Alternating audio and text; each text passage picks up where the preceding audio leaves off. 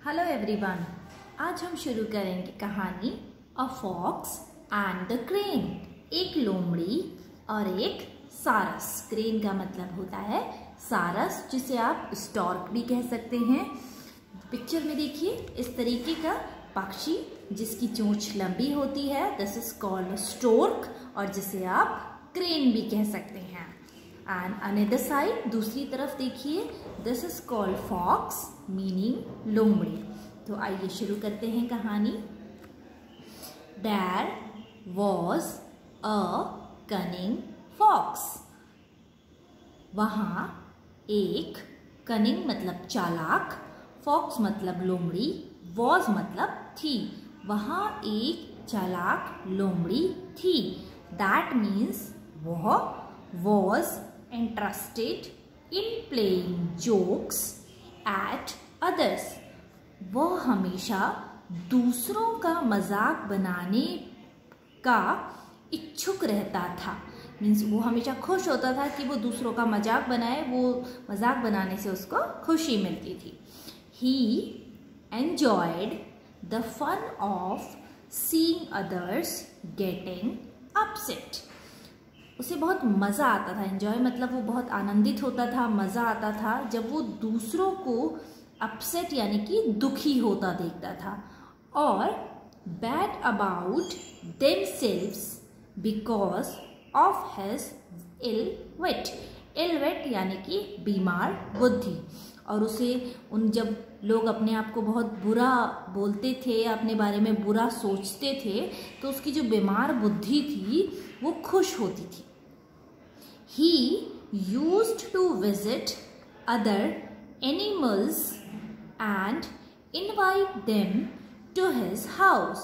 वो क्या करता था? He used to मतलब उसकी आदत थी, वो दूसरे जानवरों के विजिट यानी कि घर जाया करता था, इनवाइट यानी कि उन्हें निमंत्रण दिया करता था अपने घर आने के लिए।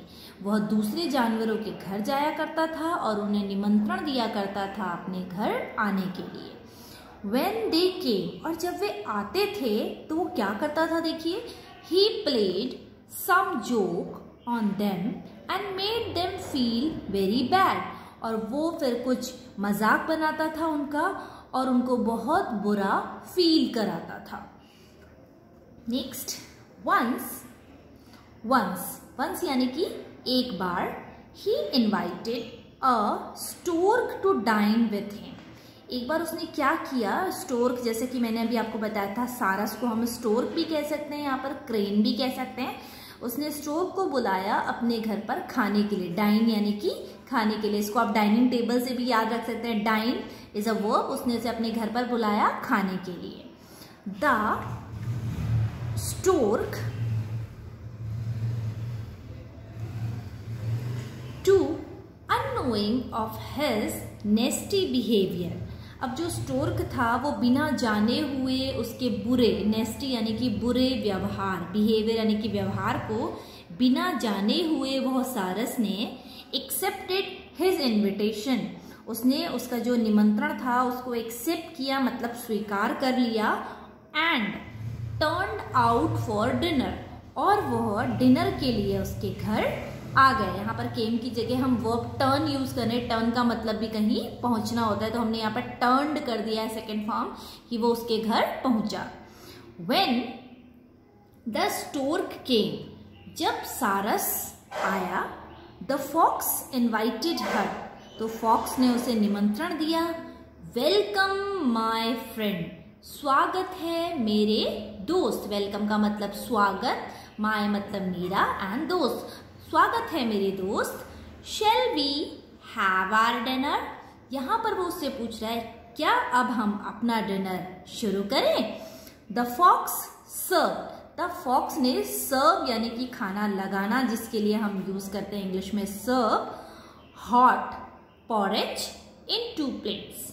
हॉट यानी कि गर्मा गर्म, पॉरेज का मतलब यहाँ पर आप दलिया हो सकता है या कोई लिक्विडी खीर हो सकती है, कोई भी लिक्विड चीज जिसके लिए आप पॉरेज यूज कर सकते हैं। उसने 2 प्लेट्स में गर्मा गर्म दलिया सर्व किया यानी कि लगाया। ही सेड, उसने कहा, बॉन एपेटाइट, ये एक तरीके का ग्रीटिंग है कि आइए शुरू करते हैं। उसने कहा bon appetit and started licking the porridge.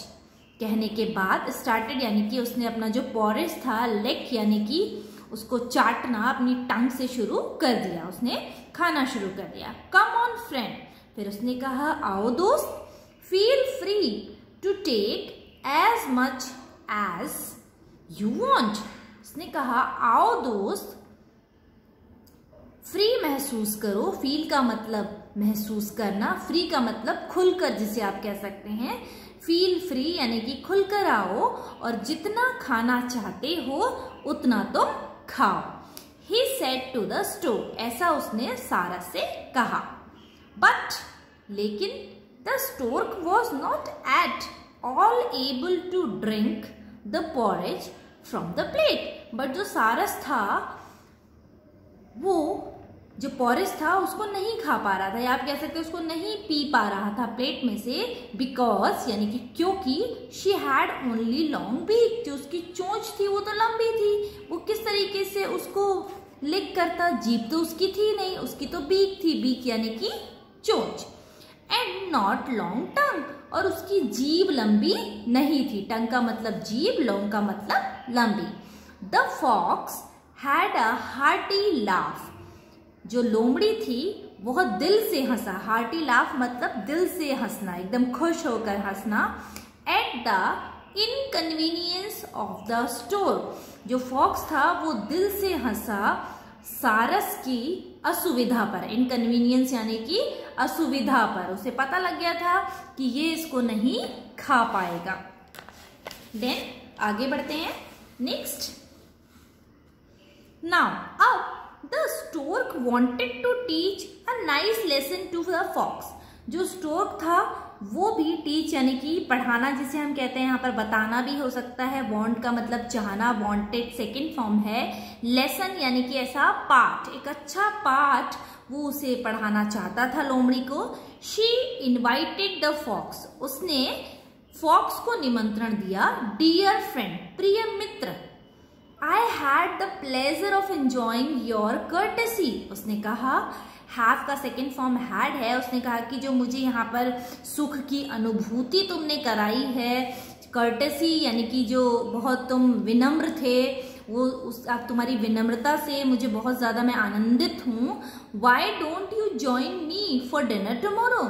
Why का मतलब क्यों, क्यों कल तुम मुझे डिनर के लिए ज्वाइन नहीं करते? Tomorrow का मतलब कल। एंड लेफ्ट द प्लेस, और वो वहां से चला गया। लेफ्ट मतलब उस जगह को छोड़कर चला गया।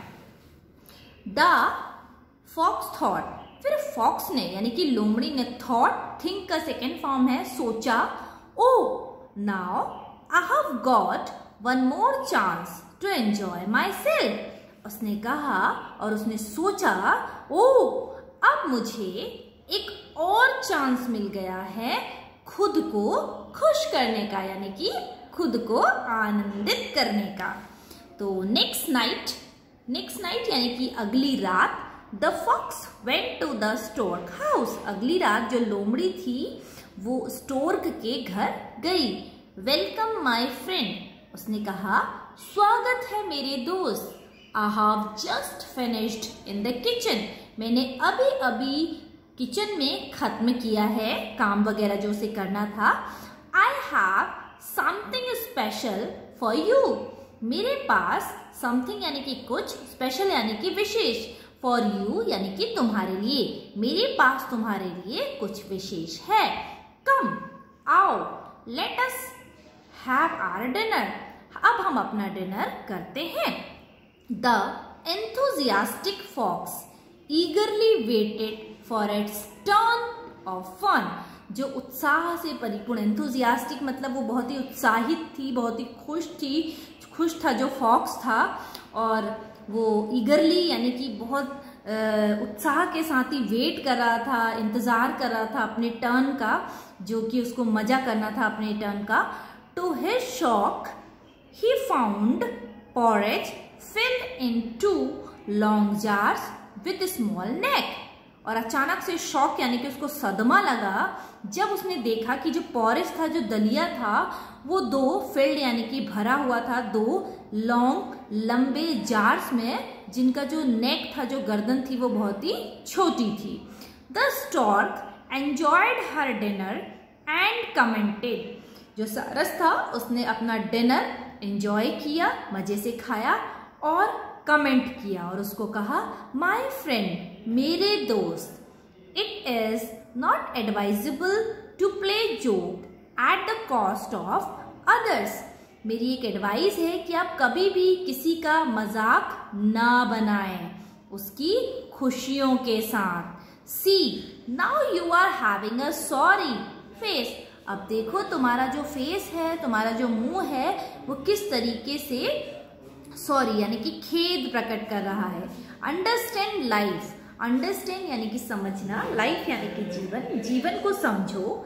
You can not be really happy when your friend is sad. आप कभी भी खुश नहीं हो सकते जब आपका दोस्त दुखी है। The fox felt for his ill deeds and went off silently. जो लोमड़ी थी उसको बहुत बुरा लगा अपनी बीमार बुद्धि यानी कि जो अपनी बीमार उसकी सोच थी, गंदी जो सोच थी, उसके लिए उसे बहुत गंदा फील हुआ और वो वहां से वेंट ऑफ साइलेंटली का मतलब है कि चुपचाप बिना कुछ कहे चला गया। तो मोरल ऑफ द स्टोरी, इस कहानी से हमें क्या शिक्षा मिलती है? इस कहानी से हमें ये शिक्षा मिलती है, what you give is that you get. जैसा आप करते हो वैसा ही आपको मिलता है। Like one more phrase is there, as you sow shall you reap. जैसा आप बोते हो वैसा ही आप काटते हो। तो यहाँ पर आपने देखा जैसा कि फॉक्स ने किया था स्टोर्क के साथ, the same thing stork also did with fox. तभी फॉक्स को रियलाइज हुआ कि उसे इस तरीके से नहीं करना चाहिए।